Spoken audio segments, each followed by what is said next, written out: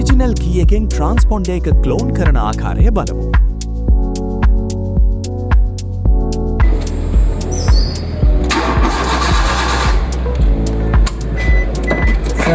crank කරන start වෙන්නේ නැහැ. crank කරන ස්ටාර්ට් වෙන්නේ. හරියට දැන් වෙලා තියෙන්නේ. crank කරන ස්ටාර්ට් වෙනවා. බලමු. එතන බලන්න. තමයි තියෙන්නේ මේකේ ඉම්මොබිලයිසර් සිස්ටම් එක. මේක බ්ලින්ක් වෙනවා. බ්ලින්ක් වෙන්නේ මේ සිස්ටම් එකේ දෝෂයක් තියෙනවා කියන්නේ.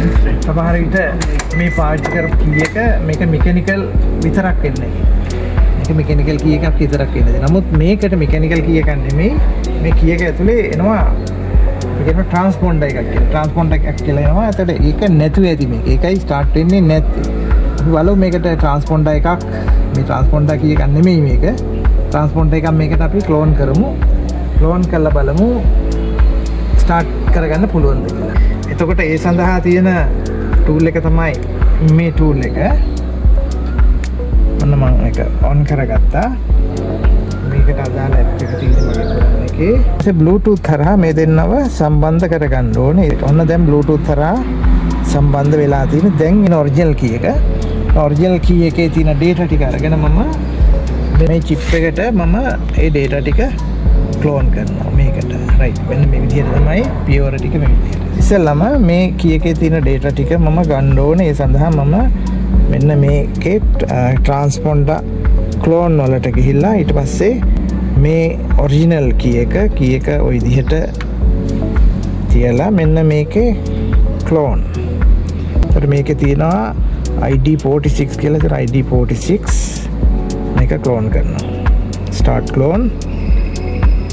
right. ඔන්න දැන් මේකේ data ටික මම ගන්නවා. ඊට පස්සේ ඔරිජිනල්. දැන් මේක මම මෙතනට ලං කරන්න ඕනේ. කී කටට ලං කරලා මම ඉන්ටර්නෙට් ස්විච් එක ඔන් කරනවා.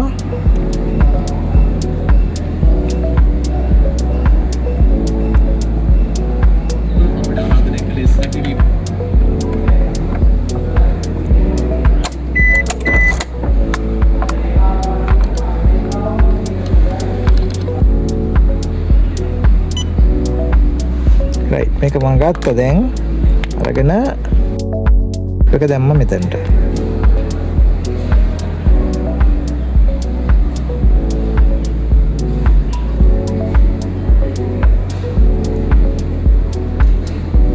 right ඔන්න දැන් වැඩේ කම්ප්ලීට් වැඩේ.